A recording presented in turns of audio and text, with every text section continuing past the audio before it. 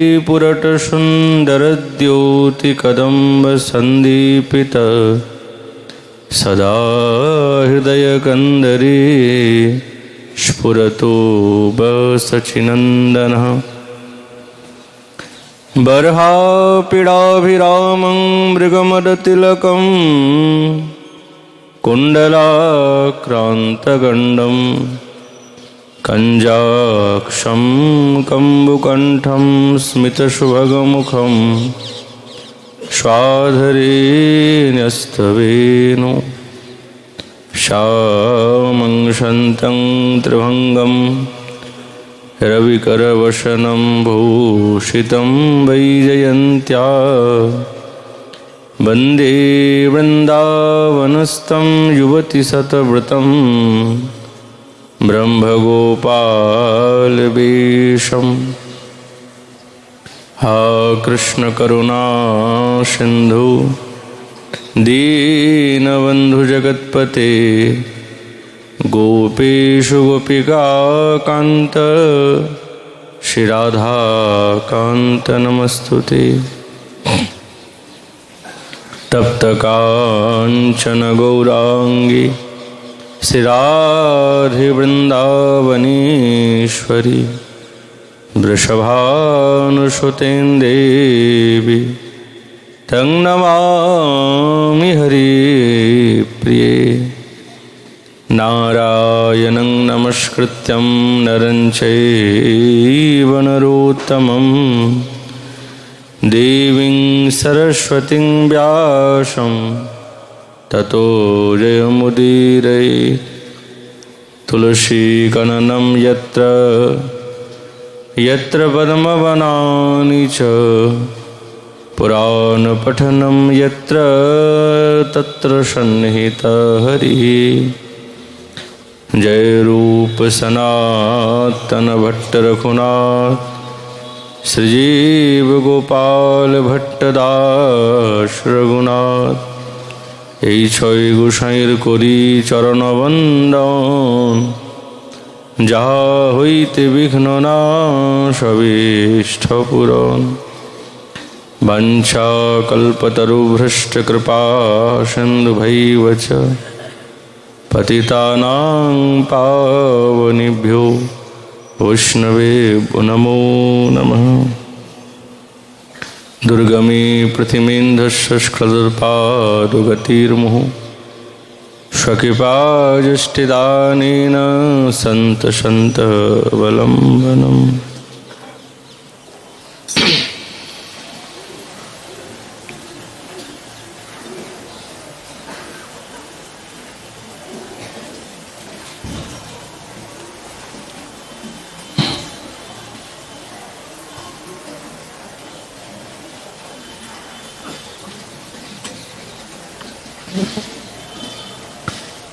ओम नमो भगवते वासुदेवाय। श्रीमद्भागवत महापुराणम् अथ श्री श्री वेणुगीतम्। प्रायो बताम्ब विहगा मुनयो वनिष्मिन् कृष्णे क्षितं तदुदितं कलवेणुगीतम्। आरुह्य ये द्रुमभुजान् रुचिरप्रबालान् शृण्वन्ति मीलितदृशो विगतान्यवाचः। कलियुग पावन अवतार नदिया बिहारी लाल श्री कृष्ण चैतन्य महाप्रभु तारा पार कारुण्যে সেই বেণুগীত প্রসঙ্গে ব্রজগোপীগণের যে অভিব্যক্তি তারা বলছেন যে এই বৃন্দাবনে যে সমস্ত পক্ষীগণ বাস করছেন তারা কেউ পক্ষী স্বরূপ হওয়া সত্ত্বেও পক্ষী না, তারা সকলেই মুনি ঋষিগণ। যারা কৃষ্ণ দর্শনের লালসাতে সেই দিব্য বেণুগীত শ্রবণের কারণে এই বৃন্দাবনের বৃক্ষের ডালেতে বসে নিরন্তর এই সৌভাগ্যকে উপভোগ করছেন, যেই ভাগ্যের কথা তারা বর্ণনা করছেন, সেই ভাগ্য সাধারণ তপস্যা এবং সাধারণ ত্যাগের দ্বারা পাওয়া যায় না। কেননা গোবিন্দের রূপ মাধুরী এবং তার বেণু মাধুরী বৃন্দাবনে আস্বাদন করার সৌভাগ্য সকলের তো জুটে না। আজ এই ঋষিমুনিগণ বৃক্ষ রূপ ধারণ করে নিরন্তর এই সৌভাগ্যকে উপভোগ এবং পালন করছেন।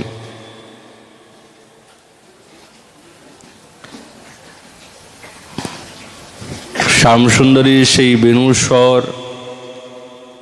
তার রূপ সর্বচিত্তাকর্ষক। এই জগতে এমন কেউ নেই যে যার চিত্তকে তিনি তার দিকে আকৃষ্ট করেন নাই, সকলকেই আকর্ষণ করেছেন।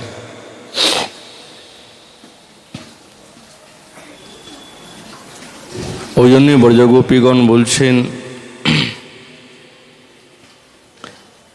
শিরসাইপদের টিকার আনুগত্যে, তথা হি মুনয় শ্রীকৃষ্ণ দর্শনম यथा भवति तथा वेदोक्त कर्मफल परित्यागेन वेदद्रुमो शाखारूढ़ा रुचिर प्रबाला स्थानीयानि कर्माणि उपो ददाना सुखिन संत कृष्ण गीतम एव शृण्वन्ति एवं ततस्त एवैव भवितुमर्हति इति भाव। যারা ভাগবত প্রবর এই মুনি ঋষিগণ, তারা ব্রহ্মজ্ঞানীর খুব সাধনা করেছেন। সাধনা করতে করতে করতে করতে কোনো ভক্তের কৃপা বা সাক্ষাৎ ভগবানের কৃপার দ্বারায় তাদের এই হৃদয়ের মধ্যে এই ভাব জাগ্রত হয়েছে।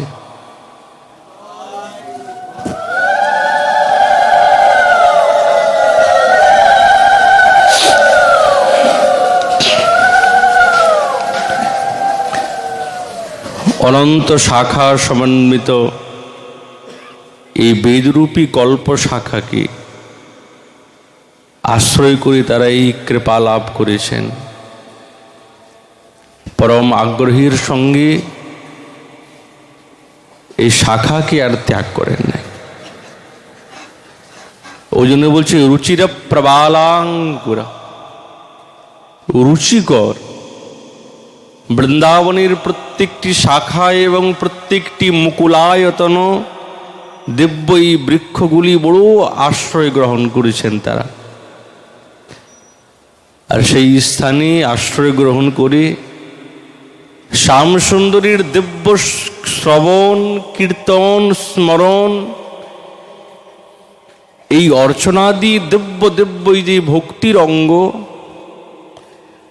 সেই কর্মাবলীকে তারা জীবনের সার এবং পরম কর্তব্য রূপেতে স্বীকার করেছেন। আমরা যেহেতু জানি কর্ম, কিন্তু মহারাজ কোন কর্ম? স্বামীপাদ বলছেন যে শ্রীমদ ভগবদ গীতাতে ভগবান অর্জুনকে বলছেন কর্ম করো, কিন্তু কর্ম যে করব, কি কর্ম করব? কি জাগতিক এবং বৈষয়িক কর্মকে কি আমাদের জীবনে কর্ম বলা হয়? বলছে হ্যাঁ, ওইটাও কর্ম, ওটা জাগতিক কর্ম। শ্রী বলদেব বিদ্যাভূষণ পাদ কর্মের আখ্যা দিয়ে বলছেন একে কর্ম বলে না, একে কর্ম, এই কর্মের দ্বারা কর্মবন্ধন সৃষ্টি হয়, যেই বন্ধনের কারণে প্রত্যেকটা জীব মায়াক্রান্ত হয়ে যায়। কিন্তু সাধকের জীবনে কর্ম কি? এই ভক্তির অঙ্গগুলি হচ্ছেন কর্ম তার। ভগবানের কথা শ্রবণ করা, ভগবানকে এই দৃষ্টির দ্বারাই অবলোকন করা, শ্রীহস্তের দ্বারাই তার সেবা করা, পদদ্বন্দ্বের দ্বারাই তার সেবোপযোগী বস্তুকে সংযুক্ত করা, এই নানা প্রকারের যে নবধা এবং আরও যে ভক্তির অঙ্গ আছে, এই ভক্তির অঙ্গই হচ্ছেন সাধক জীবনী কর্ম, আর কিছু নাই। ওই জন্য আচার্যচরণ বলছেন, বেদোক্ত যে সমস্ত কর্মকাণ্ডী বা কর্মকাণ্ড আছে, এমন শাখাতে যাগ যজ্ঞাদি কর্মের তাতে তো কোনো রুচি জন্মে না, আর তার দ্বারাই কোনো কর্ম এবং সংসার বন্ধন থেকে মুক্তি পাওয়া যায় না। ঠাকুর মহাশয় ওই জন্যই বলছেন, কর্মকাণ্ড কি বিষের ভাণ্ডির সঙ্গে তুলনা দিয়েছেন। ভক্তি এবং রাগমার্গের ভজনের পদ্ধতি একবারে পৃথক, আলাদা। যাগ যজ্ঞ এবং কর্মকাণ্ডের মধ্যে আসক্তি নাই। মহাপ্রভুর এই যুগেতে একটাই যজ্ঞ আছে, যেই যজ্ঞ তিনি বিস্তার করেছেন, হরিনাম সংকীর্তন নাম যজ্ঞ। আর কোনো যজ্ঞের উল্লেখ করেন নাই। এর দ্বারাই সব কিছু হবে। কেন? সাকার ব্রহ্মের উপাসনা করে যদি আমাদের প্রত্যেকটি সাধক তার এই কর্মানুষ্ঠানের দ্বারায় শ্রীবিগ্রহের সেবাতে নিযুক্ত না হতে পারে, তো আনন্দ পাবে কোথা থেকে? আনন্দ পাওয়ার উপায় তো সেবা, সেবা থেকে আনন্দ পাওয়া যায়। ওই জন্য বলছেন, ভগবানের শ্রীহরির শ্রবণ কীর্তন অর্চন বন্দনা আদি, এগুলো হচ্ছেন সাধক জীবনের শ্রেষ্ঠ এবং পরমার্থিক কর্ম, জাগতিক নয়। এগুলো সকলেই ভক্তির অঙ্গ, সকলেই স্বরূপ শক্তির বৃত্তি। বৃত্তি মানে চেষ্টা। আর এর ফলে সাধক কি পায়? পঞ্চম পুরুষার্থকে লাভ করতে পারে।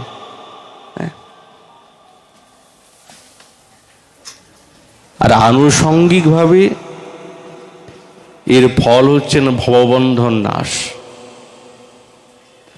গোবিন্দের সেবা করলে, কর্ম করলে, কর্মরূপে আখ্যা এই জন্য দেওয়া হয়েছে, সেবার ভাবটা সাধক জানে না তো।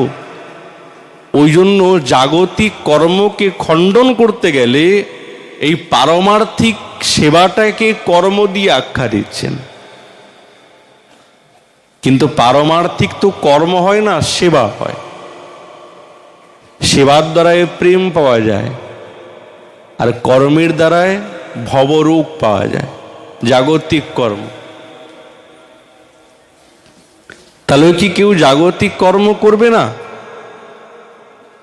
বলে জাগতিক কর্মটাকে পারমার্থিকের সঙ্গে যুক্ত করে নিতে হবে। যদি যুক্ত করে নেই, তাহলে তার মধ্যে যে দোষগুলি আছে, সেই দোষগুলি ধীরে ধীরে কেটে যাবে। যদি নিজের ভোগ বিলাসাক্রান্ত হয়ে যদি কর্ম করি, তো যত এই জগতের দোষ আছে সমস্ত ওই জাগতিক কর্মের মধ্যে থাকবে। মন স্থির হবে না, ভগবানের ভজনেতে মন লাগবে না, নামেতে মন লাগবে না, সেবাতে মন লাগবে না। কেন? ওই জাগতিক কর্ম কি কেবলমাত্র আত্মসুখের জন্য করেছি?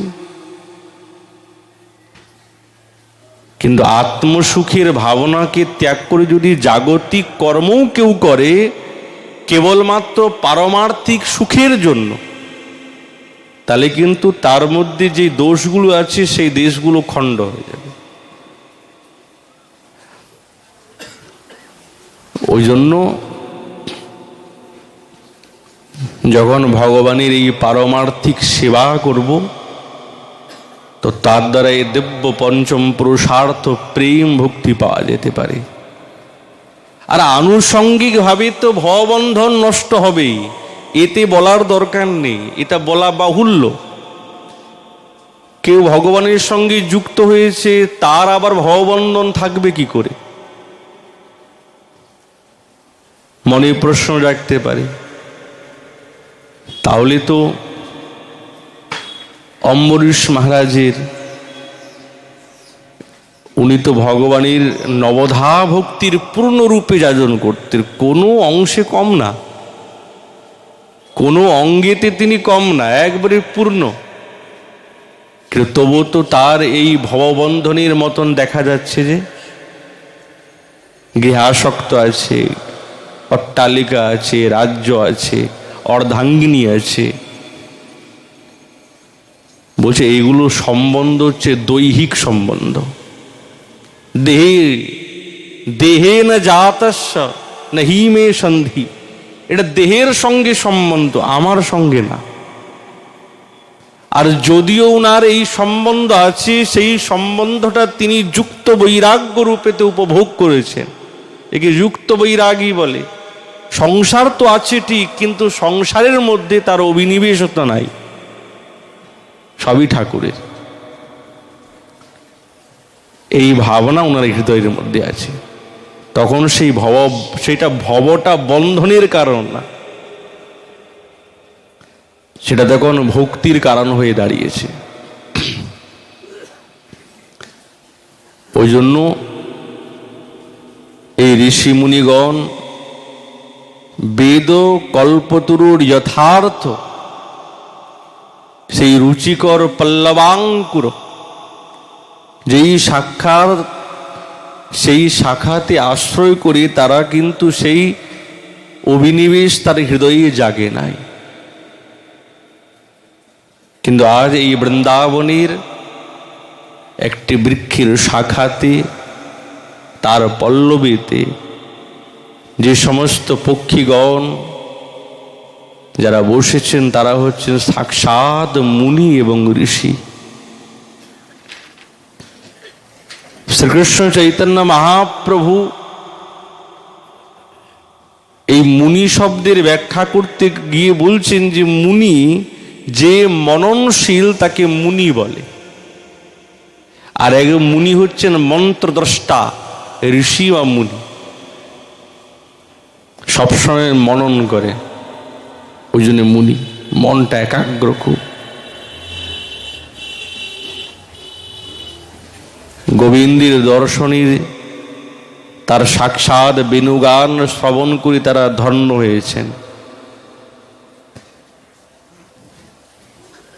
সাক্ষাৎ সুখদেব মহারাজ বলছেন যে আত্মা রামশ্চ মুনয়ো নির্গন্থা অপি উরুক্রমে কুর্বন্তি অহুই তুকিং ভক্তিম ইত্তম ভূতো গুণো হরি। বাহ, শ্যামসুন্দরের এমন গুণ, বলছে হ্যাঁ এইরকম গুণ। আত্মা রামশ্চ মুনয়ো নির্গন্থা, যাদের হৃদয় থেকে সমস্ত দ্বন্দ্বাত্মক গ্রন্থি সরে গেছে, কোনো মায়াবদ্ধ না, মায়াক্রান্ত নয়। যেই জীব মায়াতে আক্রান্ত থাকে তার হৃদয়ে তো সমস্ত জটিলতা থাকে, কিন্তু ইনারা হচ্ছেন আত্মারাম। আত্মাসু রমতে ইতি আত্মারাম, নিরন্তর ভগবানের চিন্তনের আর নত থাকে, আর কোনো ভাবনা নাই। রমুক ক্রীড়ায়াম, কোথায়? উরুক্রমে। উরু মানে শ্রেষ্ঠ, যার মতন শ্রেষ্ঠ আর এই জগতে কেউ নেই, তিনি হচ্ছেন সবার উপরে, সাক্ষাৎ নন্দনন্দন, উনার উপরে তো আর কেউ নেই। কিন্তু একটা শ্রেষ্ঠ কথা কি বলছেন, এক একটা শব্দ নিযুক্ত করেছেন তো। কুরবন্তী, ক্রি ধাতু হচ্ছেন উভয়পদী, পরপদেতেও প্রয়োগ হয়, আত্মপদেতেও প্রয়োগ হয়। কিন্তু যেই ধাতুগুলি উভয় পদে প্রয়োগ হয় সব জায়গায় তো ইচ্ছা মতন পরপদ এবং আত্মপদ করা যাবে না। যেখানে ফলটা নিজের দিকে পাওয়া যায় তখন আত্মপদ। আত্মপদ, আত্ম মানে নিজে, পদ মানে পদগত। নিজের দিকে যখন ফলটা আসবে তখন সেটা আত্মপদী হবে, আর পরের দিকে যখন ফলটা যাবে তাকে পরস্মৈপদী বলে। জীব গোস্বামী পাদের উক্তিতে। কিন্তু কৃধাতু উভয়পদীন বললেন কুরবন্তী আহুইতু কিং ভক্তিম, তাহলে পরপদের অভিব্যক্ত করেছেন। তার মানে এই যে ভক্তিটা করছেন না, নিজের সুখের জন্য নয়। নিজের সুখের জন্য করতেন তাহলে কুরবন্তী হতো না, কুরুতে হতো। কিন্তু তা তো হয় নাই, পরস্মৈপদী।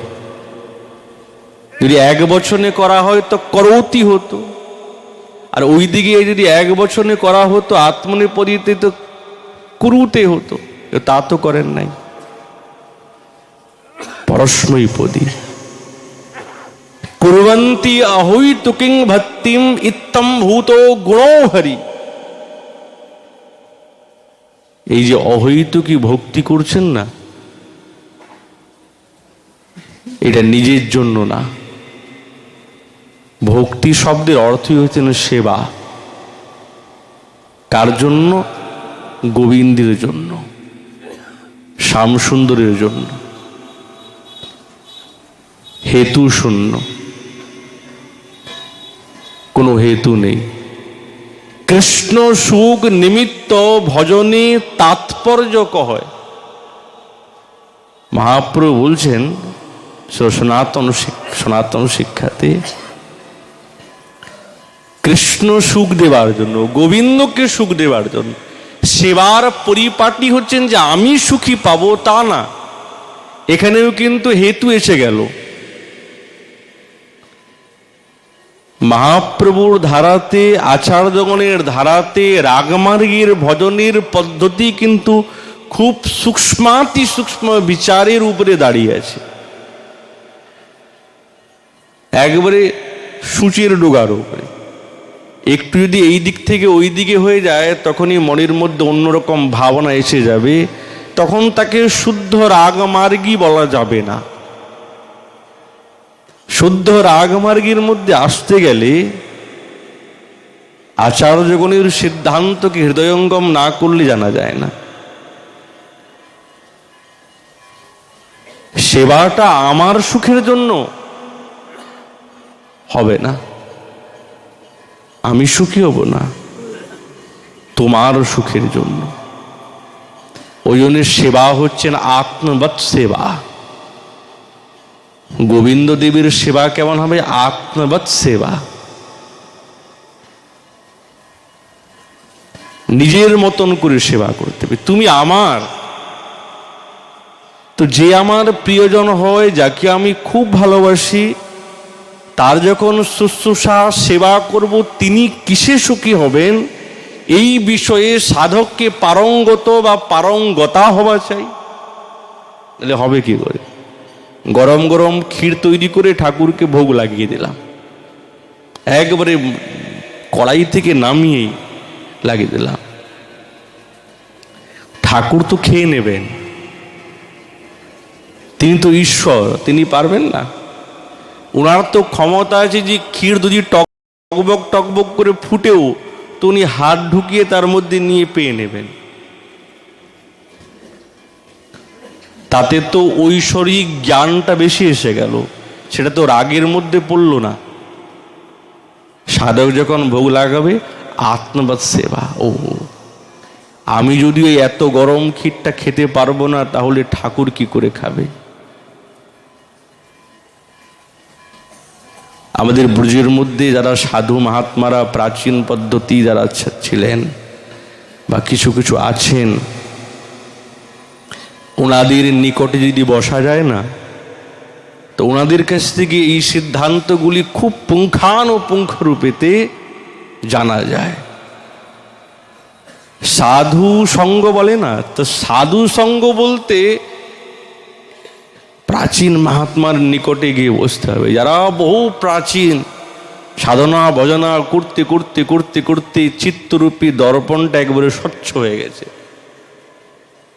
তাদের নিকটে গেলেই তবে আমাদের প্রতিচ্ছবিটা আমরা দেখতে পাবো যে আমরা কেমন সেজেছি। নিজে নিজে তো বোঝা যায় না।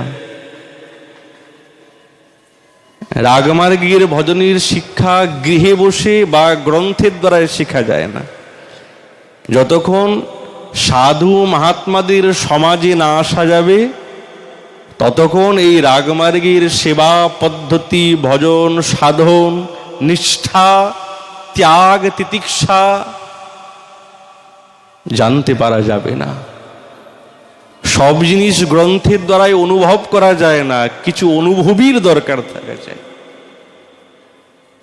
তাদের গবেষণা, তাদের অনুভবের দ্বারায় সাধক পথ সঠিকভাবে পেয়ে যাবে। ওই জন্য সেবাটা হবে আত্মবৎ সেবা। আমার সুখ না, তোমার সুখ, তোমার সুখের জন্য। যেরকম শীতকালে, এরপরে শীতকাল আসবে, তো শীতকালে ঠাকুরকে ফুলের মালা দেওয়া হয় না, তো ঠাকুরকে তো সবসময় মালা দিতে হয়, আবার শীতকালে কেন দেওয়া হবে না? বুঝে ওই যে আত্মবৎ সেবা। পুষ্প ঠান্ডা হয়, ওই জন্যে শ্রী অঙ্গে যদি ঠান্ডাটা লাগে তাহলে ঠাকুরের সর্দি কাশি হতে পারে। উনার আবার সর্দি কাশি হতে যাবে কেন?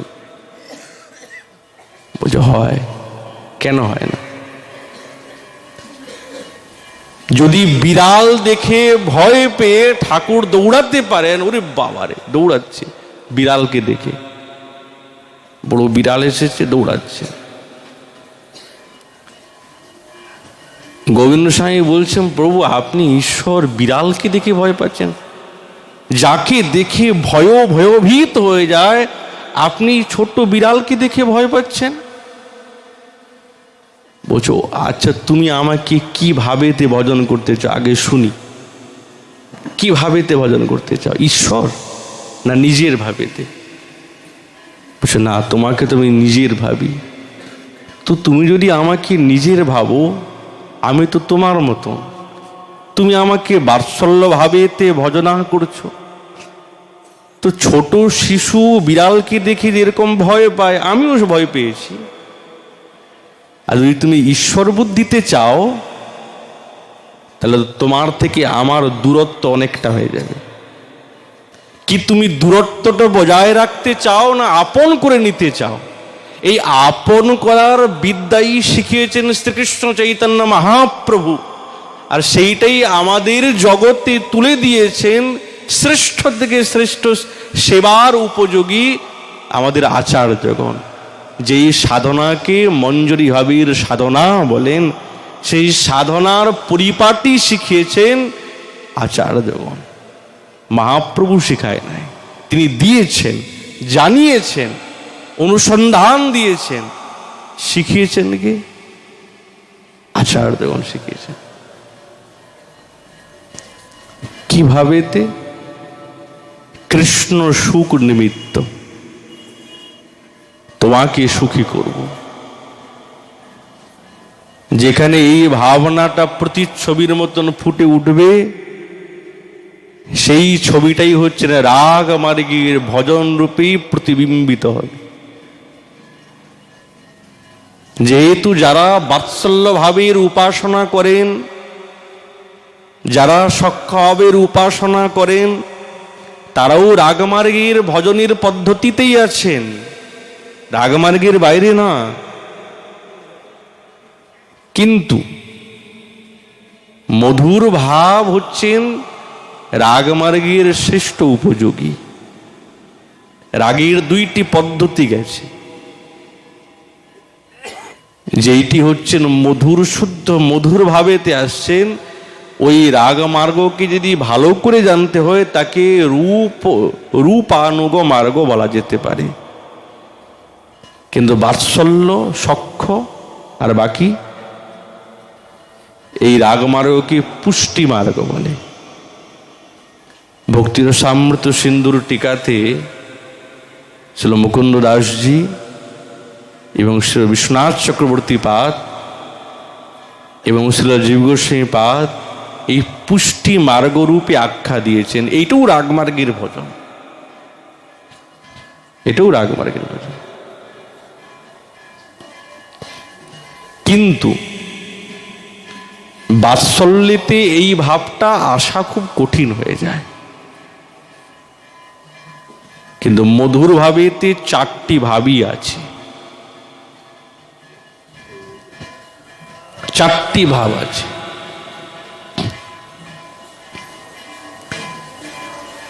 ওই জন্যে ইনারা কার সুখের জন্য অহেতুকি ভক্তি করছেন? শ্যামসুন্দরকে সুখী করবেন বলে, নিজে সুখী হবেন বলে না, তোমাকে সুখী করব। বাহ, অহেতুকি, কোনো হেতু না, কোনো হেতু না। যদি হেতু হৃদয়ের মধ্যে থাকে তাহলে কিন্তু হবে না। শ্রীল জীব গোস্বামী পাদ বলছেন, হৃদয়ের মধ্যে, এই মনের মধ্যে কিঞ্চিতাংশ যদি হেতুও থাকে তাহলে কিন্তু তার হৃদয়েতে শুদ্ধ প্রেম ভক্তির উদয় হবে না। বাবা, এত কঠিন? বলছে কঠিন না, সরলই, কেবল মানসিক বৃত্তি। যত খেলা সব মনের, আর কিছু না, মনের দ্বারা খেলা।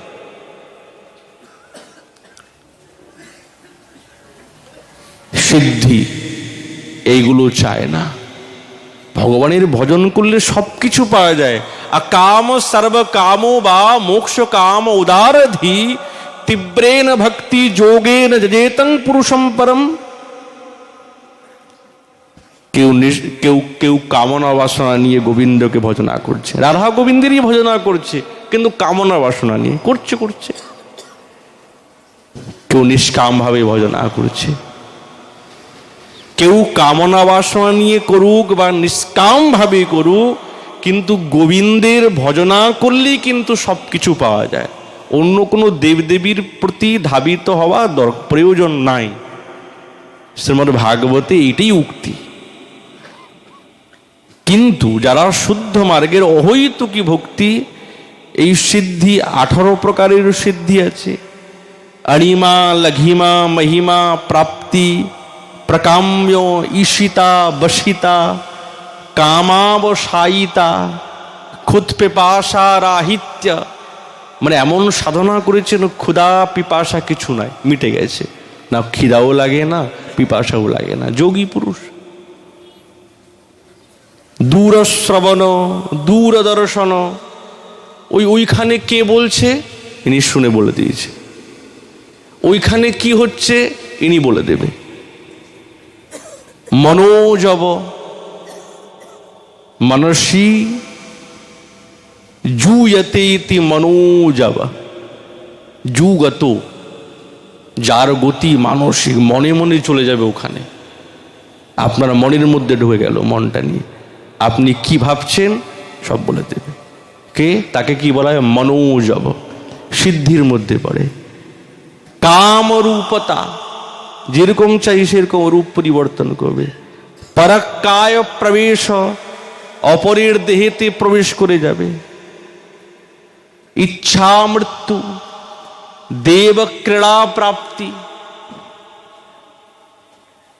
যেরকম দেবতাগণ উর্বশী অপ্সরাগণের সঙ্গে বিরাজিত থাকে, নানা ক্রীড়া করে, এরকম উপভোগ করতে পারবে। সংকল্পানুরাগ সিদ্ধি, যা সংকল্প করবে তাই সিদ্ধি হবে, যা বলবে তাই হবে। অপ্রতিহতাজ্ঞা, যা আদেশ করবে ওইটা কেউ আর তাকে বিপরীত করতে পারবে না। এইরকম 18 প্রকারের সিদ্ধি আছে। বুঝে, এইরকম সিদ্ধি আমাদের চাই না। এইরকম সিদ্ধি যদি মনের মধ্যে যদি স্বপ্নেতেও এসে যায়, সাধক স্বপ্নেতেও চায় না। না তো মুক্তি চায়, পঞ্চবর্গ মুক্তি, শাষ্টি, সালোক্য, সারূপ্য, সাযুজ্য, সামীপ্য, এই পঞ্চবর্গ মুক্তি না, এগুলো চাই না। কেবল ভক্তি চায়।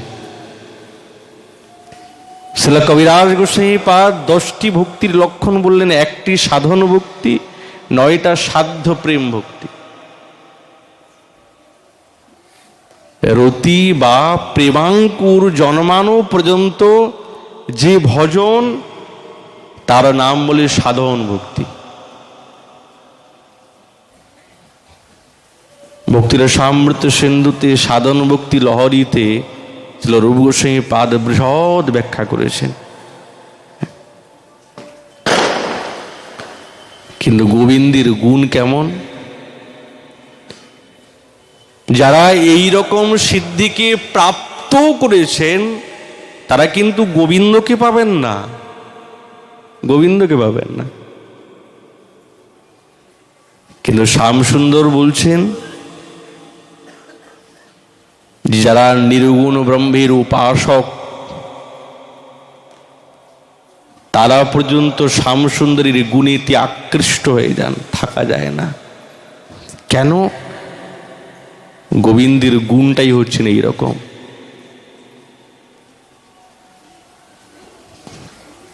সর্বাকর্ষক, সর্বাহ্লাদক, মহারসায়ন।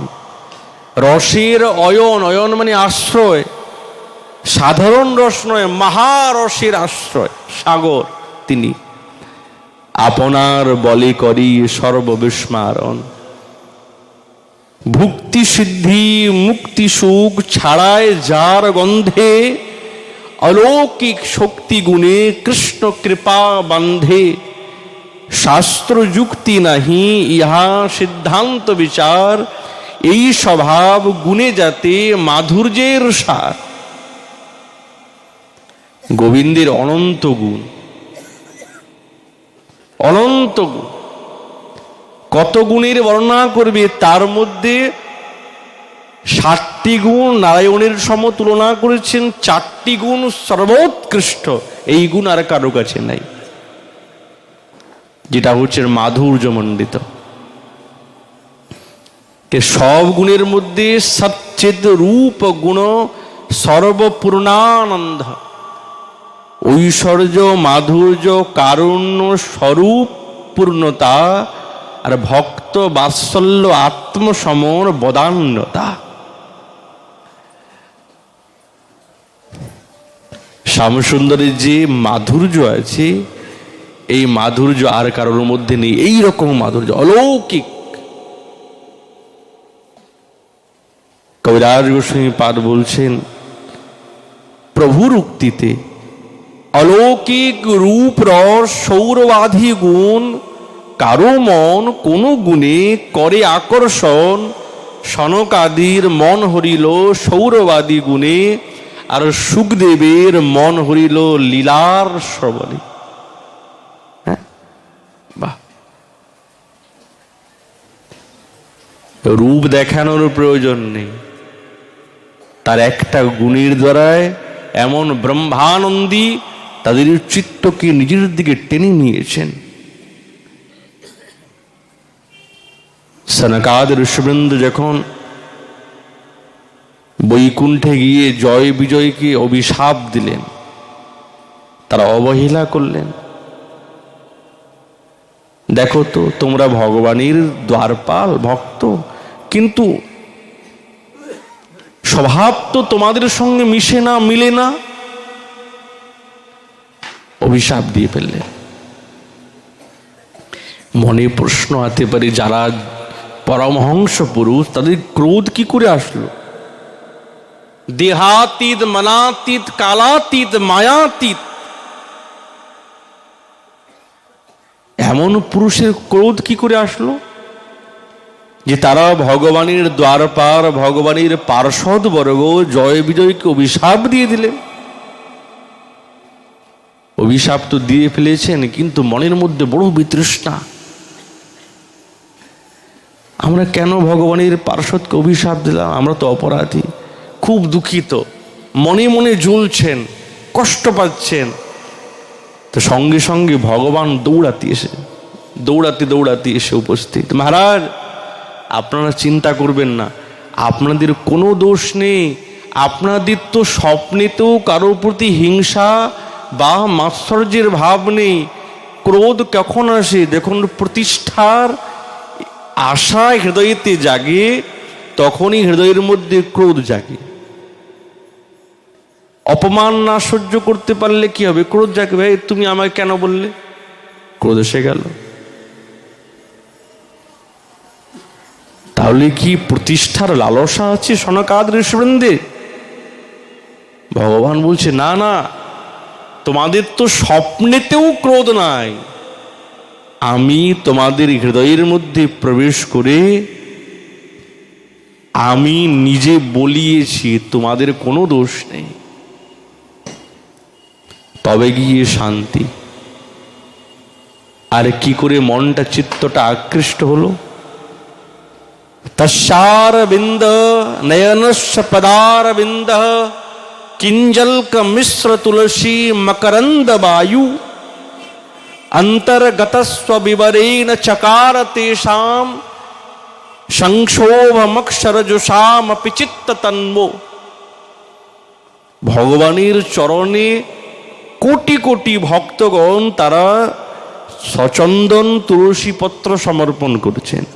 তো যা তুলসী পত্র সমর্পণ করছেন সব ভগবানের শ্রীচরণে গিয়ে পড়ছে মঞ্জুরি যুক্ত। তো মন্দ মন্দ বায়ু প্রবাহিত হচ্ছে। তো ওই শ্রী সচন্দন তুলসী, ওই আঘ্রাণ সৌরভ যখন অন্তর ভিতর থেকে বেরিয়ে আসছে দ্বারে, আর এই নাসিকা রন্ধ্রেতে যেমনি সনকাদি ঋষিবৃন্দে প্রবেশ করলো, সঙ্গে সঙ্গে উন্মত্ত, বাহ কি সুগন্ধ! যেন মনে হচ্ছে এই চন্দনের দ্বারায় সম্মিশ্রিত এই তুলসীর সঙ্গে যেন পদ্মরাগ গন্ধ একত্রিত মিশ্রিত হয়ে আসছে। গোবিন্দের শ্রীচরণ পদ্মফুলির পরাগের দ্বারা সুসজ্জিত। উন্মত্ত হয়ে সংক্ষোভ মৎসরজোষাম অপি চিত্ত তন্মো, অস্থির হয়ে গেছে। কেবলমাত্র এই গন্ধের দ্বারা তাদের চিত্তটা আকৃষ্ট। তাহলে সেই রূপ কেমন হবে? সেই রূপ কেমন হবে? এই রূপ তো সাধারণ হবে না, অপ্রাকৃত রূপ। সেই রকম সুখদেব মহারাজ নির্গুণ ব্রহ্মের উপাসনা করতে গিয়েছেন। মায়াতীত পুরুষ, মায়া আক্রমণ করতে পারে নাই, দেহাতীত পুরুষ নির্জনে বসে চিন্তন করছেন, এই মনটাকে নির্গুণ ব্রহ্মেতে লাগাচ্ছে। কিন্তু পারলেন কি? পারলেন না। মনটা একবারে টেনে ফেলেছেন তার রূপের কথা শ্রবণ করে। বরহা পীড়ং নটবর বপু কর্ণয়ো কর্ণিকারম বিভ্রদবাস কনক কপিশম বৈজয়ন্তীম চ মালাম রন্ধ্রান वेणुरधर सुधया पूरयन गोप वृंदै वृंदारण्यम स्वपदरमणम प्राविशद गीत कीर्ति। आहा, এইরকম শ্যামসুন্দরীর রূপ, এইরকম অদ্ভুত। কৃষ্ণের যতেক খেলা সর্বোত্তম নরলীলা। ওনার যত লীলা আছে তার মধ্যে নরাত্মক লীলা হচ্ছেন সর্বোৎকৃষ্ট। নরবপু তাহার স্বরূপ, গোপবেশ বেণুকর নবকিশোর নটবর নরলীলার হয় অনুরূপ। আহা,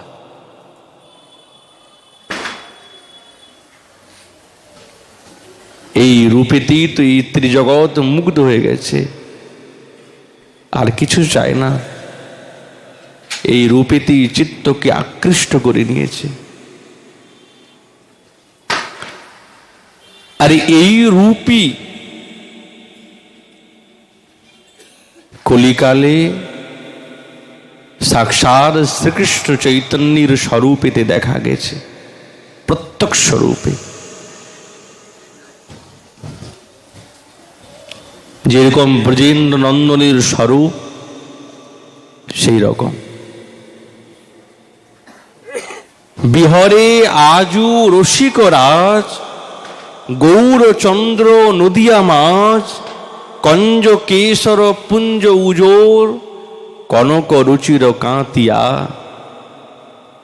কোটি কাম রূপধাম ভুবন মোহন লাবণী ঠাম হেরত জগত যুবতী উপমি উমতি ধৈর্য ধরম ধাতিয়া কিবাসে পূর্ণিম শরদ চন্দ্র কি রমণ কিরণ দমন বদন ছন্দ কুন্দ কুমুদ নিন্দি সুষম মঞ্জু দশন পাতিয়া বিম্ব অধরে মধুর হাস বময়ী কতহি অমিয়া রাস সুধৈ সিধু নিকর নিঝর বচন ঐছন ভাতিয়া ভাবে অবশ অলস ছন্দ চলত ঢলত খলত মন্দ পতিত কোর পড়ত ভোর নিবিড় আনন্দে মাতিয়া